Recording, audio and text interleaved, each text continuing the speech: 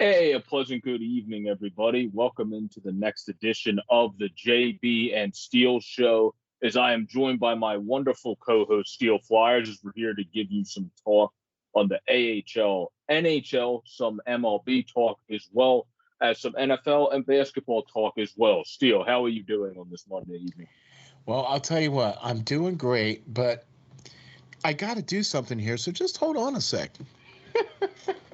I got to turn on a light here that I forgot to turn on.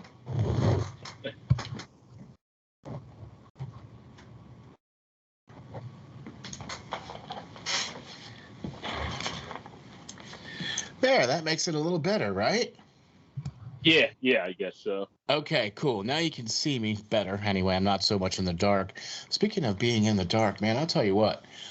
We've had a lot of things come to light here, especially in all of the leagues that we're going to talk about today. I'm doing great. Thanks for being here, Joe. Thanks for doing this, man. We are on volume 11 of the JB and Steel Show. We're going to cover all kinds of different wonderful things here for you today on the show. First thing I think we're going to get into, though, is the AHL, where Joe's going to give us a great update on what's going on down there because it's getting close to playoff time and teams are jockeying for position. And Joe is our man on the ice, as it were, in the minor leagues, and he's got that all covered up here. So let's start off with the leading teams in each of the divisions right now that are jockeying for position. And we'll start off with let's go with the Atlantic Division, and the Springfield is at the highest so far in that one, right? Yep. And then in the Central, you got Chicago. And then in the Pacific, you got the is it Stockton? Oh, yeah, Pacific Stockton, and then the Stockton? north is the Utica Comets. Utica Comets. All right. So let's talk about the Atlantic, and let's break down the Atlantic real quick. Yeah, well, the Atlantic, Springfield, they're coached by a former league defenseman, Drew Bannister, who played with the Tampa Bay Lightning for a clip. They have a good mix. We saw Nathan Walker up a bit with the Blues playing solid when he had to go in. They have a good mix of AHL veterans and guys like Logan Brown when he's down, who's been playing much better since going to their organization, that also is trying to continue to prove himself, so brings that valiant energy every night. Scott Krunovic is a defenseman that's continuing to develop and play really well. Sam Manas is continuing to develop. He has 40 points tied with Walker. Matthew Pekka, who's had some NHL experience, is their leading goal scorer for 42 points. And they got depth because they got all the way down to their ninth scorer is above 20 points. Yeah, so right. They've been getting depth scoring. And then there's a bunch of guys tied with 17 points. There's three. And so the tell story for a lot of successful teams, and not just with them, but in most teams in the AHL, is obviously great success when it comes to depth scoring, but also good success in net, which they have Charlie Lindgren. Yeah. Obviously one of the better AHL goaltenders. Colton Ellis has been fine. So, like, they have everything they need. And then Joel Holfer hasn't been bad in net for them either this year. His goals against is a little bit higher than you would like, but his save percentage is at a 903. He's still continuing to grow. So I think they have a team that has very good veterans and guys that are kind of those underlooked, like the Scott Krunovics of the world, prospects that are not looked at as much as maybe they should be, or the Alexei. They also have Alexei Torchenko, who's a very talented guy who eventually will probably be a part of the Blues lineup consistently. So I think the Thunderbirds and Drew Hellison's team are positioned to definitely stay in that top seed. They would be my favorite because Providence and Hartford, who I both think are great teams as well, I don't know if they're going to have enough to catch Springfield at this point. They're going to have to go on a run, and Springfield's going to have to go on a decent yeah, I was just going to say Springfield 28, 15, and 5.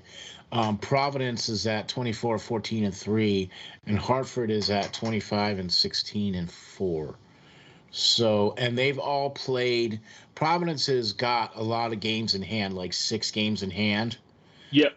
You know what I mean? So that potentially is going to be helpful for them down the road if they can win those games in hand. That has to be the key for them. Obviously, moving forward is winning those games in hand, of course. You know what I mean? Because they're not that far back. Do you know what I mean? They No, got and Hartford has 3 games at hand, so if they can yeah, win all of those, that would help them a lot as well. exactly. Where Hershey, who's in 4th, is above them actually in a game, and Charlotte is even with them in games. So, like, I don't think those teams have much of a Yeah, that's why. chance Yeah, I wasn't to gonna. catch the top team. Right. Yeah. Right. I'm with you on that. So, there you go. It looks like Springfield, Providence, and Hartford are going to be the teams coming out of there. I would Looks say like, they would be the top 3. Where Springfield, if I'm not mistaken, I think Ryan. I usually mispronounce his last name, but Mogino, I think is how you say his last name. This was his first season. yeah, With the Providence Bruins, and obviously, I think whenever your team's doing that good in your first season, when it's not like everyone talks about the Bruins having the most like Wonderland prospects in the world. He's been doing a good job with the Jack Acons of the world. He's been doing a yeah, good job with the yeah, Edward Trollmocks of the world. Even Koppinen, I've watched them play a good bit this year. Sessions even play, even though he doesn't want to be there anymore. He's played solid for him. yep. Studnicka, Froden, Fogarty, Cameron Hughes has been fantastic for the PR Bruins at left wing. So I think they're a team. The only thing that I think is going to hold them back is they again have depth scoring. They have their ninth Yes, they scorer do. has 19. Yeah, And then they have Koppinen and other guys like Luco, Filippi, who have the skill. They just haven't fully figured it out in the yeah, AHL yet. So yeah. once that happens, that can help. And then in net, you have Cole Kaiser, who's been pretty good. They also have had Gillies play for them this year, who's obviously a veteran. Callum Booth has played for them, and then they've had Troy Grosnick. So they've had different goalies Oh, come yeah, through, yeah, for but sure. they've been able to figure it out. And Grosnick's been pretty darn good in 19 games played. He has a 924 to 216 for the Wow, PR that's Bros. pretty good. So That's I pretty think good. they're getting it done in net. Yeah, yeah. They just have to be a little bit more consistent at defense, and Yep. then they have a chance to be in contention for the Calder. But I definitely would obviously put the first place Springfield Thunderbirds ahead of them because they have a little bit of things that might catch them in the playoffs compared to the Yeah, Thunderbirds that that don't makes have as sense. much things that'll probably catch up to them. I mean, that makes sense, especially with Springfield having that depth at scoring. Do you know what I mean? That's where I think it's going to help them, especially in the playoffs down the stretch there too. You know what I mean? Yeah, So, and then Steele, we know the Wolfpack's head coach. I mean, Chris Nobla, a former Flyers assistant, has been doing a good job. Other than man.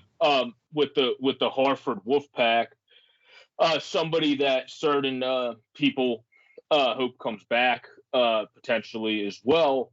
He has a very good AHL I might be one of them. veteran. Yeah. He has a couple good guys that have been AHL players. In Anthony Greco playing great, Johnny Brzezinski playing great, Ty Roning, Tanner Fritz, Tim Gedinger, Padru Niemi has a chance to still develop. Zach Jones has played great for him. Padru Niemi looks like he might end up being an NHLer where not everybody knew if that would be the case with how good Nobla has him playing. Rudinen's played good. Morgan Barron's been a very good big body presence on the ice for him. And then he has Schneider on defense. They have a very good defense too. Hunter Skinner when they're down, Lundqvist. Right. Whenever Hijik's down, they have Hijik. They got Jeff Taylor. They put together a very good team. Adam Huska's been good at net. Keith Kincaid might not have been great in the NHL in his career, but he is a very solid AHL goalkeeper. Hey, some guys just, some guys just don't get it. And some guys just make it in the AHL. He has a 270. Exactly. And he's been great this year. Adam Huska is only 24. He only got one game and got roughed up by one of the league's best teams. So we'll see what he can continue to do doing good in the AHL. They have a really good team. I also think Chris Nobla, similar to how in the NHL level, they have guys playing quicker than I think developing quicker than they thought they would. That's what Nobla has their Yeah. AHL team in the Hartford Wolfpack doing. That is really helping them immensely, just like Gallant has doing for the New York Rangers at the NHL level. So I think they're a team that's going to be competitive for it, but I'm not sure if I would rank the Wolfpack in the top 3 for Calder. They would be probably in your top 7.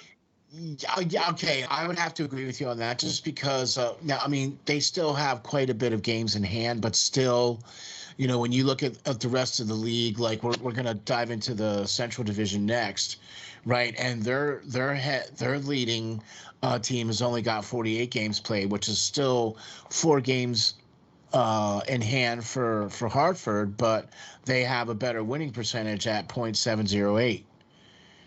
Do you see what I mean? So, I mean, that's going to be the key, I think, for them, the Wolfpack, is if they can win those games in hand, for sure. And if they can, then I think that might get them to where they need to go. You know what I'm saying? Yeah, the Wolfpack also need to improve, though, in the little spurts, because they've been fine, 5-4-1, but they've had Providence has been to a 7-3 tier. Springfield lost in a shootout, so they're 7-2, and then with the shootout loss. Yeah. So they need to kind of try to stick there as well. And also, the thing with them is they're not that far ahead of Hershey, so they need to try to stay ahead of the Hershey's and Charlottes of the world as well. Exactly. So, and with that, we're going to move into the Central Division. And with that being said, now we've got the .708 with the Chicago Wolves leading the Central Division here. So, I mean, and they only have 48 games played. And so that 30, 10, and 4, I mean, that's pretty impressive if you ask me. No, yeah, I think it's really impressive. And Ryan Warsawski's, we're not picking the easiest names to pronounce it, the guy's first. I mean, but he led the team in his first season to the Central Division title. It looks like he has a very good chance in his second season of leading the Wolves to the Central Division title. They tend to be one of the better teams in the AHL every season. Yeah. And they're doing it again. They have one of the best by far, who also got a chance to play in the NHL. So congratulations for him this year with Carolina. But Andrew Podorowski, one of the best players in the AHL, 66 points, 22 goals, 44 assists in 45 games. And then on top of having him, you also have Stefan Nosen, one of the best AHL players, who's at 50 points through 43. And then just to throw it in there, they also have C.J. Smith, who's one of the fastest AHL players, who's also good, who has 45 points in 42 games. And then Jack Drury, who went out with the Canes, is obviously one of their best prospects, who's killing the AHL and had 32 points in 45. David Gust has been good. Josh Levo, Joey Keane, who's going to be a good defenseman, I think, for Carolina when they need him. I think so too. LaJoy's very good back there. Seth Jacobs, very good AHL defenseman. Same with Chatfield. Same with Kevon Fitzgerald. I almost said Kevin because that's just a more common name. And then Sarikov has also been good on the back end. Ryan Suzuki's developing, but in the games he's played, the 16 games he played, he looked fine. So, I mean, I think everything's coming good for them. They got good players in net as well. A former guy that we also know from the Phantoms, Alex Lyon, is one of them. Itu Makaniemi is another one. And then Jack LaFontaine, who they pulled out of college. Who's now in the organization's played in 7 games. So they added him, who was one of the most talented college netminders, to already having Makaniemi, who's an underrated goal prospect. I really like that Lafayette. We're falling over here. And then Alex Lyon, who has always been good at the AHL level, and that's all they want him to be because they have good goaltending at the NHL level. So, and he did fine in the game he filled in. So I think they're a team. I would put them above the Thunderbirds in my ranking for top Calder contenders. The Thunderbirds would right now be second. The Wolves would be first. If we're looking at top teams in the division, I would have to put the Wolves with how stacked their roster is And even on top of that, how good their goaltending is with an AHL veteran in Yeah. Lyo Makaniemi and Lafontaine and two very good youngsters. Yeah. That goes a long way. I really like that Lafontaine. Really, I've watched a couple of his games already. Seen a couple of his highlights as well too. I mean, that kid just really is playing really well. Really like his game, for sure. One of the teams that I mean, and I agree with you on that. I would have to put Chicago ahead, as well too. They have a much better record. They're a much better stacked team. I think they're a much better complete team. You know what I mean? Their power play and penalty killing numbers are much better across the board. You know what I'm saying? So one of the other teams, though, you got to talk about those, the Manitoba Moose, coming on in the Central as well too. Not that far back. Excuse me, not that far back from Chicago, but I mean, I would say they're still maybe even a little bit ahead of some of the other teams. Do you know what I mean, though?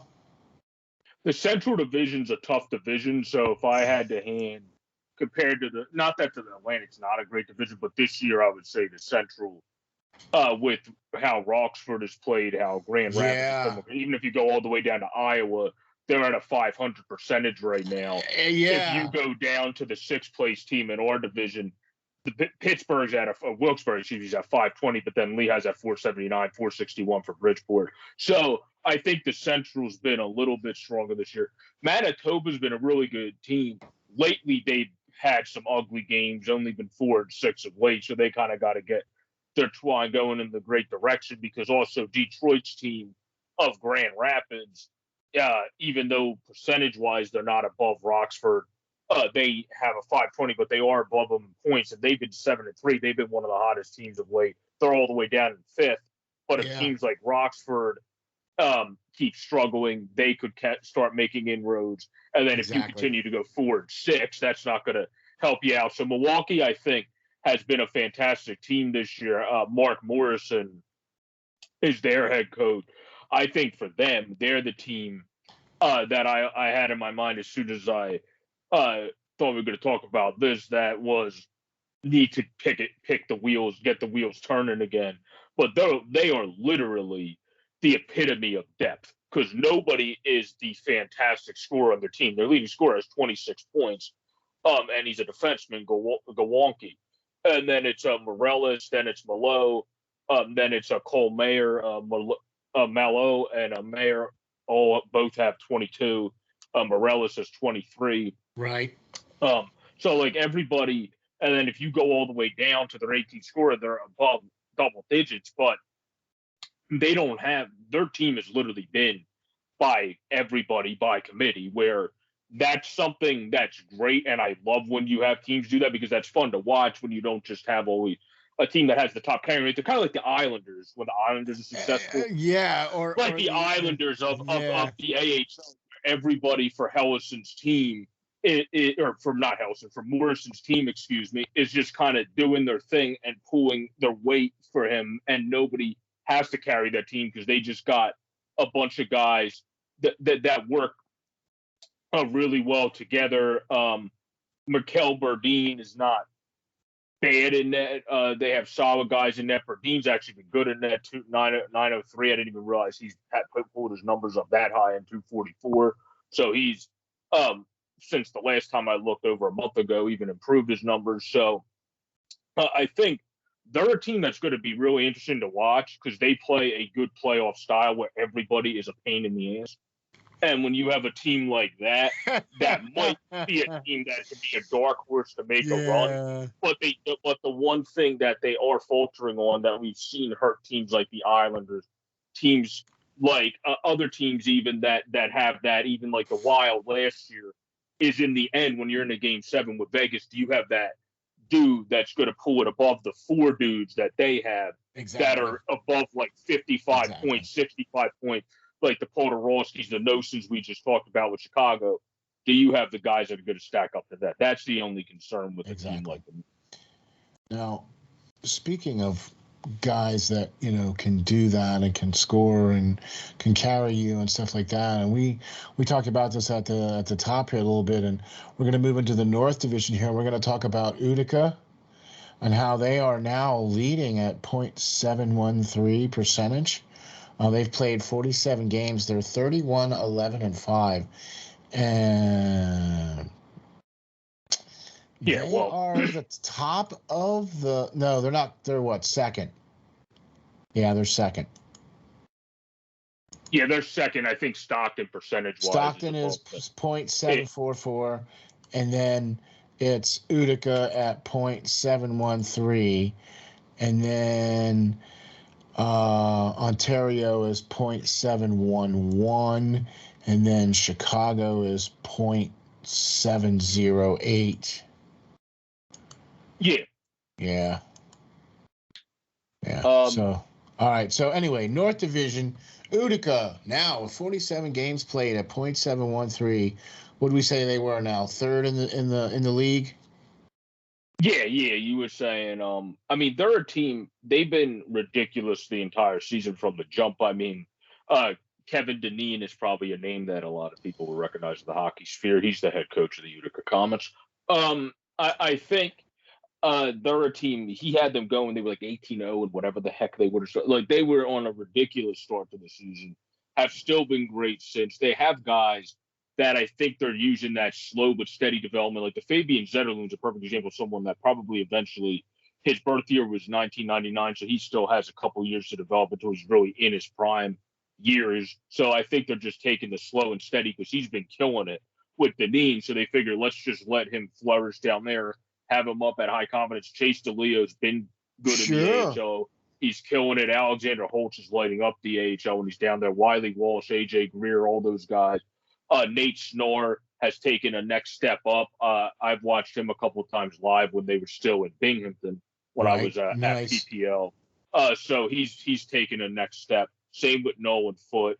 And then for them, until you get under the 16 points, you have to go all the way down to their 14th guy, who is actually a pretty good player too, in Brian Flynn, who's a good skating center that can actually shoot the puck.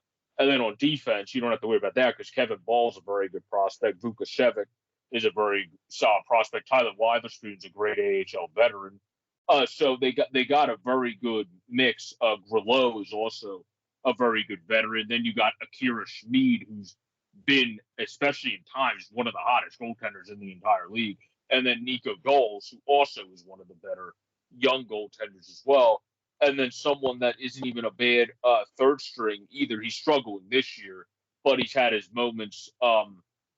Is Marek Middens, especially where last year he had a 281 at 899. This year he's struggling more at a 366, 874. But he's a guy, if he's your third stringer, like that's a pretty good third stringer to have, which is what the situation is with Utica Comets. So I think they are a team similarly to the Chicago Wolves that are kind of right there with having just the great players that you don't see anything that's going to really stop them unless if it's just the playoffs of how hockey is. You have teams like the Moose that I said that go on great runs. You can have somebody in their division that plays them. For example, let's just say it's Laval, and then Laval has a fantastic series against them. And that's just how it is. They're also a good team. They're just not as on paper stacked up to the Utica Comets. I'm with you. Okay. Do we even talk about the Marlies? They have 43 games played, man. They have one of the lowest amounts of games played at 24 and 15 at .605 percentage. They're still, I believe, too far away, I think. Yeah, Greg Moore, actually, who's a former player, a guy that was a little bit tough bones, guy that was fun to watch a little bit in his day. Was drafted by the Flames, played for the Isles, I think, for a bit too. But he's their coach. I think their team, because of their under amount of games played, have to by default fall into that Manitoba Moose category of like they could be scary because you haven't even seen them enough where that's why you're going by the points percentage. And I think they're a team on defense. Dahlstrom's been fine. Hallowell's been good on offense. You actually have one of the better scorers in Brett Sene. And then you have one of the best passers from defense in Duzak back there, and then Alex Stevies has also been very good for them, and then Joey Anderson, who's one of those guys like you mentioned earlier. Not everyone figures it out fully at the NHL, but does great at the AHL level, and then Andy Shumala, who eventually will probably be up. They have a good formed team. Their thing for me is going to be you kind of have had like Walls played 10 games, Hutchinson's played 11. Eric Kalgren, one of their young goaltenders, he's played the most at 23, and he's been good. So he's the guy I would continue to ride, but he's young. He's the guy that has the least AHL experience, if I'm not mistaken. Right. So it's going to be interesting to see if they decide to do that, because Michael Hutchinson is the veteran. But if you go by how they're playing this year, I would definitely say you don't want to ride the veteran in Michael Hutchinson. He hasn't been that sharp in 11 games. Wall's actually been better than him. That's why he's been up with Toronto.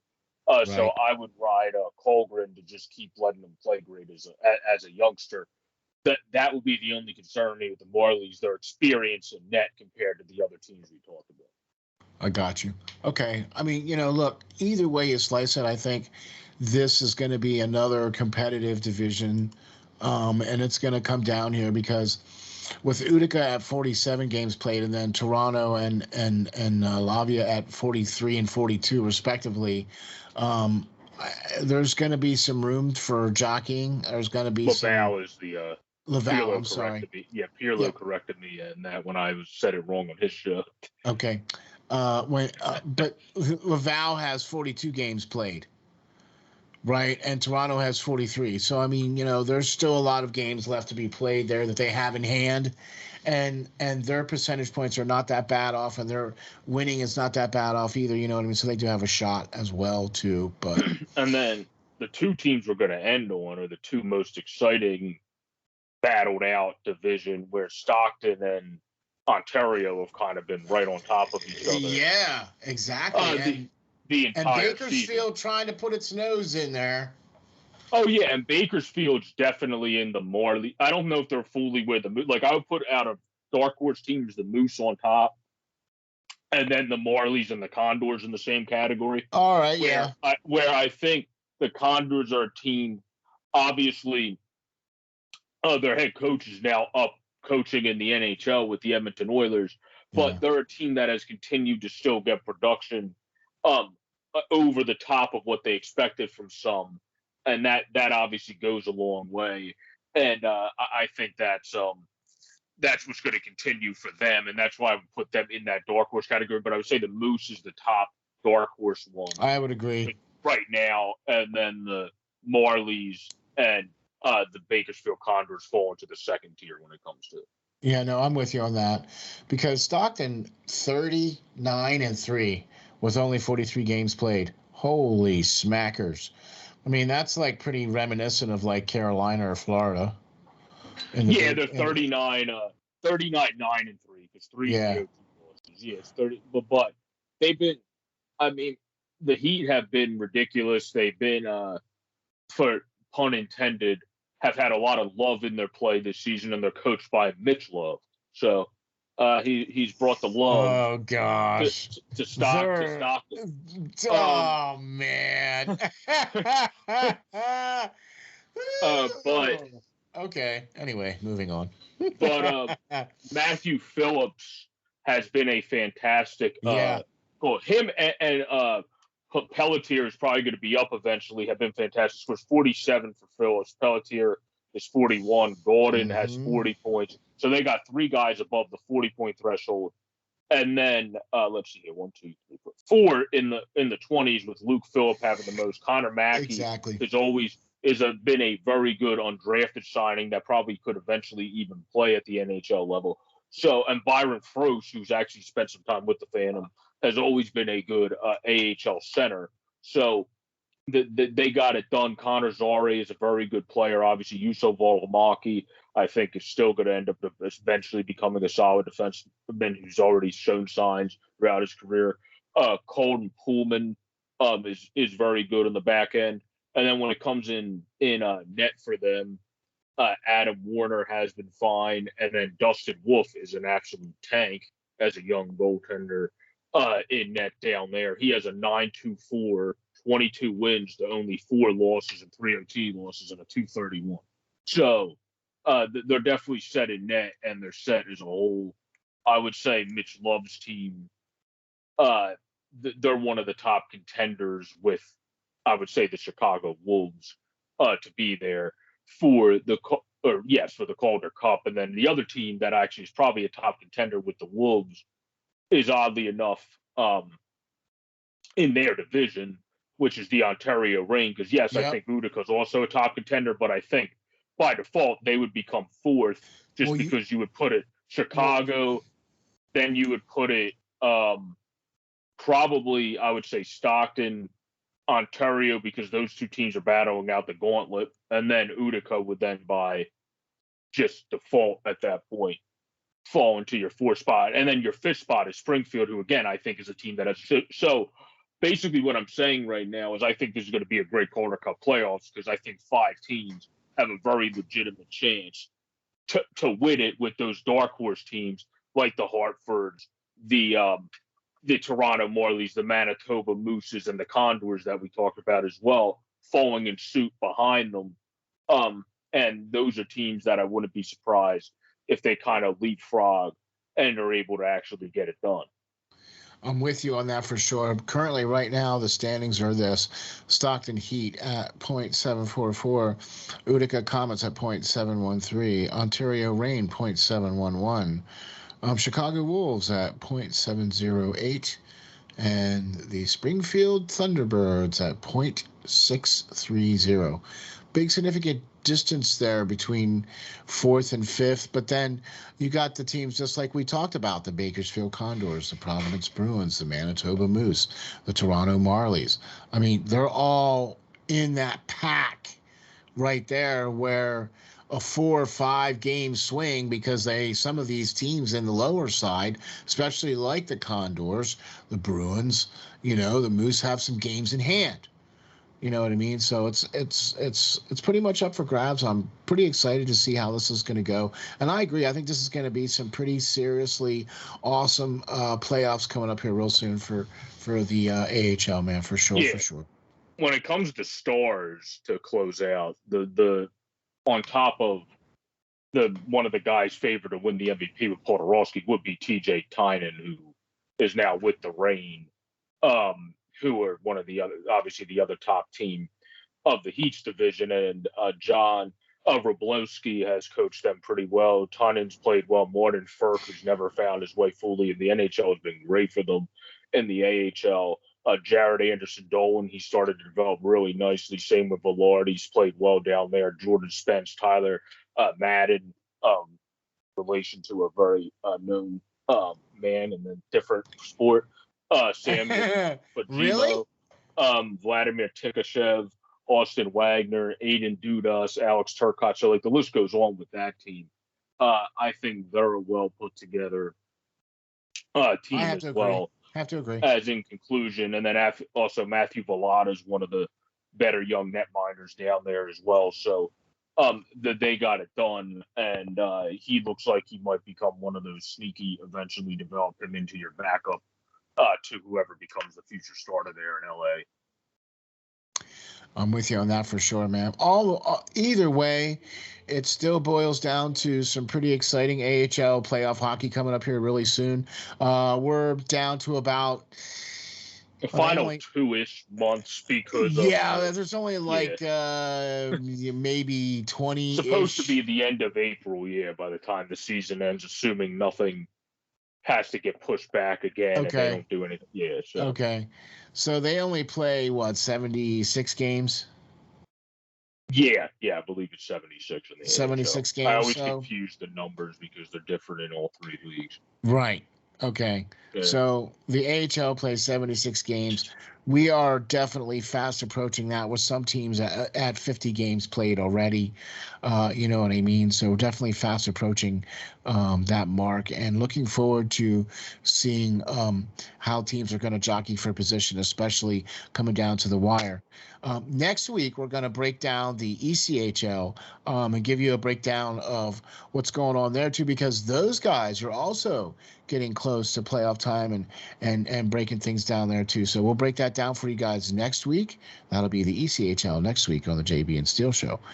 Right now, though, we're going to get into the senior circuit, and that'll be the big boys, the big guys, the guns, the head cheeses, the NHL, the National Hockey League, where everybody aspires to be, especially those guys in the AHL. You know, they want to try to stay up here and try to play up here and everything like that. So one of the first things I want to say right off the bat is we here at SteelFlyers, we here at JB and Steel, we don't talk about anything political. We don't get into any of those types of things.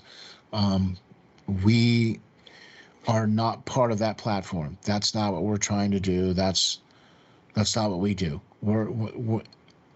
Our opinions are just that, our opinions, and we're here to bring you the information about the game, the sport, the teams, and what's going on the ice and on the field, and so, but sometimes life bleeds into sports. Okay, and right now, the National Hockey League released a statement with regards to Russia's invasion to the Ukraine, and the statement from the National Hockey League is that they have suspended all of their relationships with their business partners in Russia.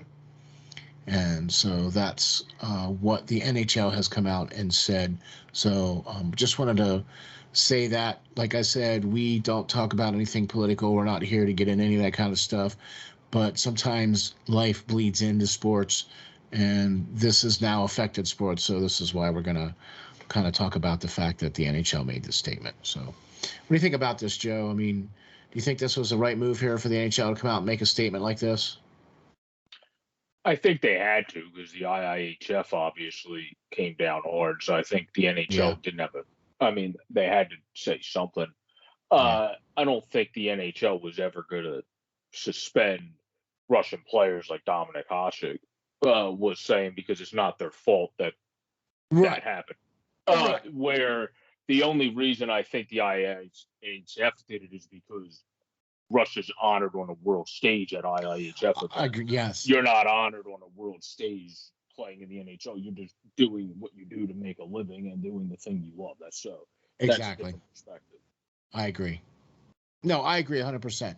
And that's something else too, where the IIHF has come out and they they severed all ties from Russia, or they said Russia and Belarus are banned indefinitely from any IIHF events, and then they pulled the 2023 World Junior Classic, which was set for I don't know what part of Russia, but somewhere in Russia, out of Russia.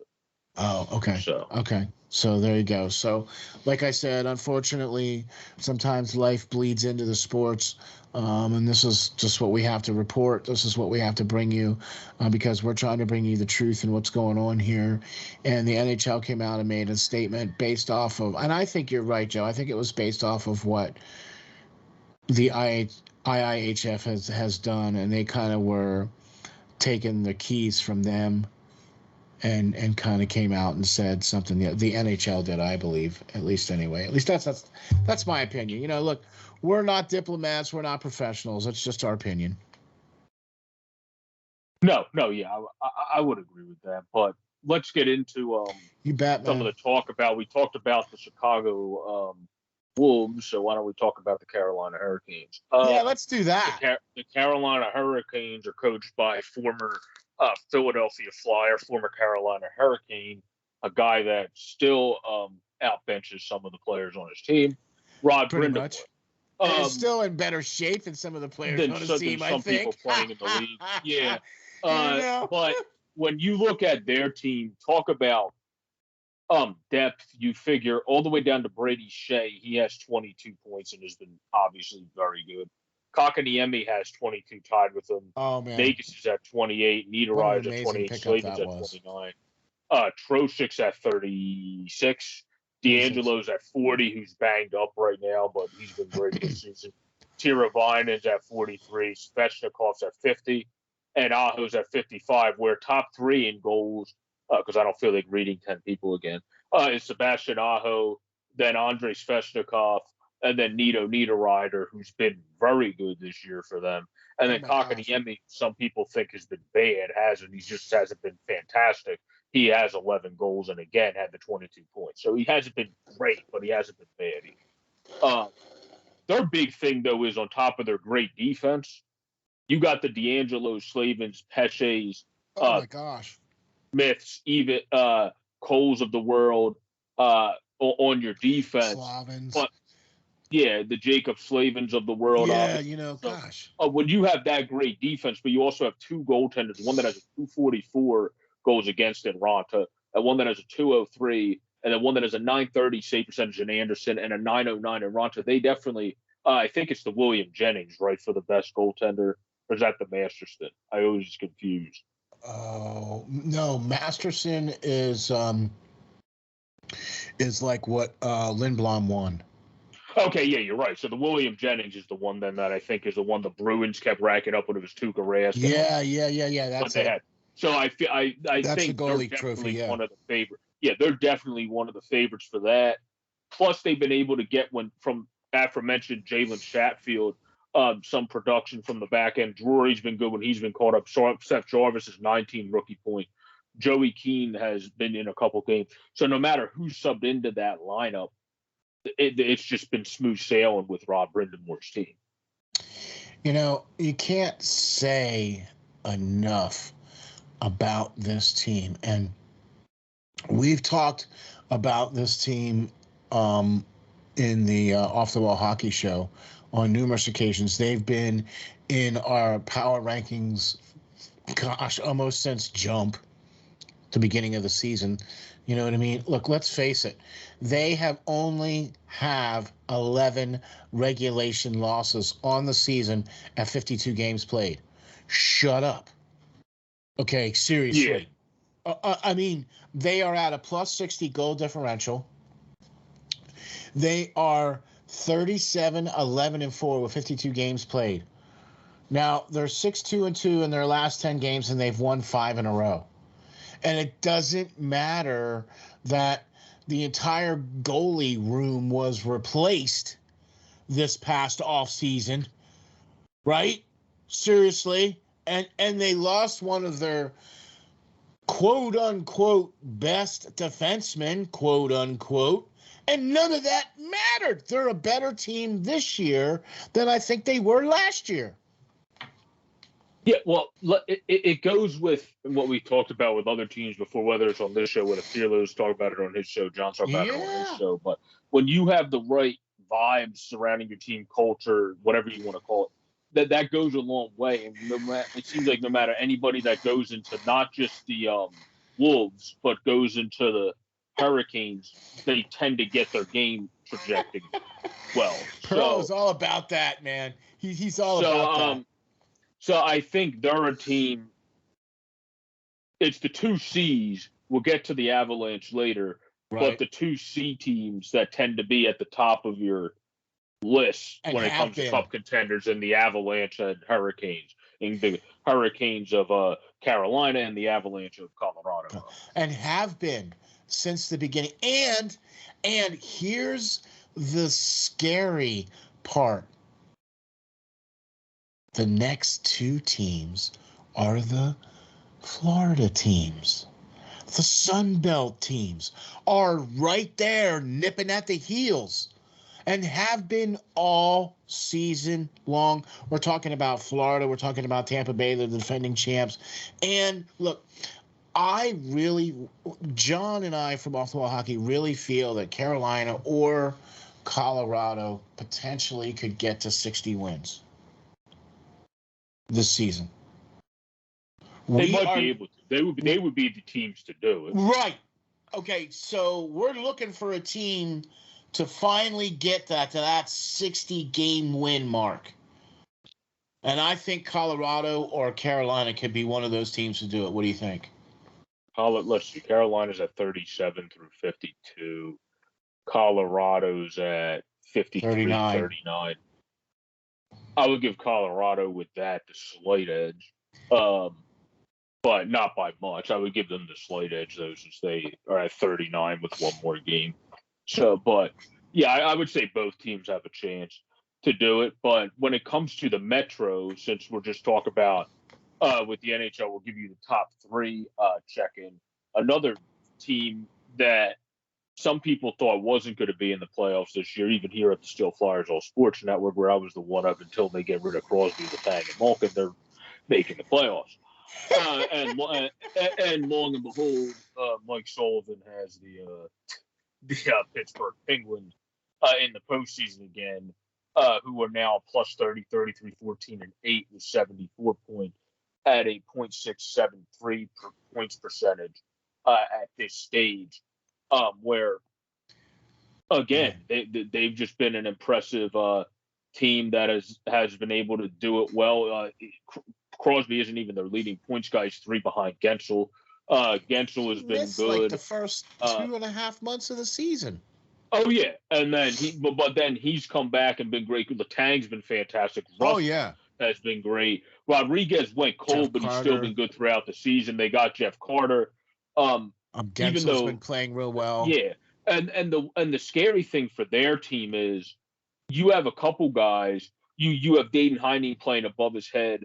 You got the Brock McGinnis who has played solid for you. But the scary thing about them is a guy that could be huge for them is a sleeper, scary guy in the playoffs is Kapanen, because he's been this all year. Yeah, where he has a lot more in the tank. Yeah. That if he is one of those guys that goes on one of those streaks in the postseason, like we've seen the Sam Bennett's of the world go on, well, that makes that team even that much more dangerous. And that's what's scary for them. A thing that will be interesting for them is Matheson. Let's see here. It says he's week to week, so depending how that goes, will be interesting to see what they try to do with defense, because Ruhwedel stepped up and it was smart to extend him for $800K for a couple years, I believe. But Mark Friedman's been solid, but Mark Friedman's not a guy you want consistently in your lineup. So if Matheson's banged up a little bit more, are they going to let POJ kind of take the reins then and let him get more time at the NHL level, or are they going to be one of those teams that maybe gets, since he's a lefty that they're missing, get one of those lefty veterans on the market? That will be the one interesting thing I would see for Pittsburgh. But in net, obviously Tristan Yarry's been good, and DeSmith, who started cold, has started picking it up more of late and has been getting going. So if he can keep coming on to give Yarry more rest, who's been, I would say, a bit overworked because of DeSmith's early struggles, then that's only going to help him that much more. I agree. And I was actually going to say that was going to be my key for Pittsburgh, has been the goaltending, believe it or not. Where at one point that was one of their weaknesses, is now I think you can honestly say that in Pittsburgh that's not necessarily one of their weaknesses. I mean, Jarry went to the All-Star game. Okay, so I mean,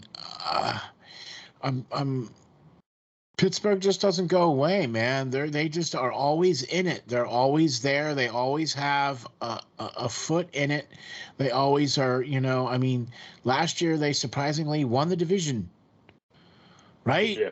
And nobody was picking them, and nobody was expecting Pittsburgh to just come out of nowhere and, they won the division. Well, I don't think they're going to win a division this year, but. No.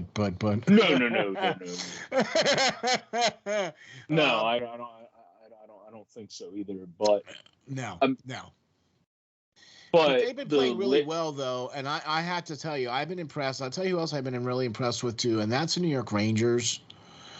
Really been impressed with the New York Rangers playing as of late. Have not been impressed with Washington. No, they've declined big time since the start of 20. This is the New Year calendar, where the Rangers And of course, obviously, the Penguins and the Hurricanes have all continued to tick upward. Zachary Jones is a prospect that's going to continue to get better for the Rangers. Braden Schneider, they've already given them opportunities on their third line when they've been up. So they're getting their young guys cups of coffee kind of by default because of some injuries that have happened to them and so on and so forth. But it is what it is. Kakko's been banged up, but he's actually been good this year. Sammy Blais been banged up, and he's a pretty solid guy that can be pesky on both ends. So if you get him in for the playoffs, that adds a sneaky guy too. Barron, again, we talked about him when it came to Hartford, a good big body. So they have it all going for them. Shesterkin is also one of the Vezina leading candidate. I agree. Even though Georgiev is struggling this year, I think he's one of those guys that falls into how for some reason with Merzlikins, the Blue Jackets play much better, and with Korpisalo, they don't. With the Rangers, they tend to – Shesterkin's great, and he saves their bacon sometimes, as Jim Jackson would say, but at the same time, they tend to play smoother in front. So I think – I'm with you on that. I think Georgiev has always been a better goalie than he is, and I think like the Smith will figure it out over time, but at the same time, if they flip him for another goalie that somebody else is saying – maybe it's time to move on from him because he hasn't worked out. Like, even if they did with Columbus, like, do you want Georgiev to try to develop him into you get him going again into Lincoln's backup and give us Corpy. And then we'll have Corpy behind, and it'll kind of be like these two guys are kind of done their reign with our teams. Let's flip them, and one will come to you and the other will come to us type thing. Exactly. No, I'm with you on that one for sure. Well, I'll tell you what, man. We got a lot of great NHL stuff we talked about. We talked about a lot of great AHL stuff. I want to get a quick little blurb here on this real quick, just because I know it hasn't happened yet, and it's still in a lockout situation with the Major League Baseball. Joe, any word on what the situation is going to be, or when we can, because now they're starting to cancel spring training games now, I've seen on the website. So any word or any idea about what's going on with that? They started canceling spring training games up to the 7th. Today was supposed to be kind of the last day, so to speak, to not have today's February 28th games be canceled. Where it seems like that will be the case, because I don't think they're going to get to a deal by the end of the day, because it seemed like stuff was trending better yesterday from reports, and then the MLB came in more with like they said the Players Association players took it as a threat of saying, well, we're willing to even delay the season by a month if you guys don't basically bow down to what we've wanted for the last few months. So when something seems to be going in the right direction, and then that's what the other side does the next day, well, that's not going to send good waves the other direction. So not usually, like no. That's why I think I wouldn't be surprised if it gets to a point of like it looked like it was going the right direction. Like somebody said this, I can't remember which analyst pointed it out, but the owners initiate a lockout, the players initiate a strike. So if you keep just shoving stupidness in their face when they keep giving you stuff that even now, this is the first time in lockout years that people have started polling and they started taking people's opinions, and more people are really in favor of players than owners. It's been reversed more in the past with how people have felt about things, where I think that's also because Jeff Passan said it bluntly. We don't really love billionaires anymore. Jeff, I'll tell you, and Jeff is the man, though. I mean, Jeff Passan is definitely the guy. Like, if you want any kind of Major League Baseball information, he's the man you want to check out for sure. And anything and everything Major League Baseball is that guy. You know what I mean? So when he says stuff like that, yeah, all right. So basically what you're saying is that the players were trying to come to an agreement. They were trying to get it looked like it was getting closer, and then they were trying to make different compromises for each other, and then the MLB kind of slaps them across the face with that. Well, we're canceled a month for the season for a month, if you don't kind of capitulate to what we want. And it's like, well, it seemed like we were coming closer to a deal. How did we get to this? Yeah, like what? Like, Yeah, that's why it doesn't make any sense. And I think eventually where it'll get done, I believe it's April 30th. Owners, in the end, that's why I think the players are going to realize if they're doing the threat of the season, they'll be like, okay, cool. Well, we're threatening a strike because eventually they'll probably capitulate to them because they're not going to make their TV money. Because the first checks you get for the TV money is the end of the first month of the season. Well, if there ain't no games, you ain't making any TV money as the owners because then nobody played. So, whoops. So that is when I think eventually they're going to realize they want to get it done sooner rather than later because they're all kind of in the position of, but like I agree with people that say obviously to become a billionaire you have to kick some people and you have to throw some people by the side to get that high at the top. Not all billionaires are bad people, but once you get that high, you kind of don't see the world for what it is anymore. So they're trying to get the players to kind of bow down to their means, where the players are like, well, even though we have the Harpers of the world, there's a lot of guys that work jobs in the offseason because they don't get paid enough in the minor leagues, or that just got caught up because of the way that the arbitration process works and the way all that works. Yeah. So it's like everyone's trying to stand up for the little guy, and the league's going, well, the average annual salary is. It's like, well, nobody cares what the average annual salary is because you have somebody getting paid $500 million. So obviously that's going to bring the average. Yeah. So like there's different things that's why I feel like eventually the players are kind of been playing it smarter because they know, and even some have said this that I've listened to, the owners eventually are not going to want to be losing money, where there will probably eventually say we might have to give them this. We might have to say we're going to let them go to free agency quicker and not have that control on the whole. If they stay down for this X amount of time, you have an extra year on their contract. Yeah. Like that, I feel like eventually, even though it's pretty ugly right now, and I'd be surprised if there's a deal by the end of tonight. Eventually, you get to it because the owners aren't going to want to lose that whole revenue of the TV deals they have for the first month of the season and going forward. That's why I think that was kind of one of those threats that they made, but are not really going to hold to it because that's not going to help them out either. And they're just going to lose a whole bunch of millions of dollars worth of TV revenue. And I think that's going to be the thing that's going to help bring everybody to the table, which is a real shame, is the fact that, oh, hey, the TV money isn't coming in. Oh, well, I guess we better start playing games here. Whoops.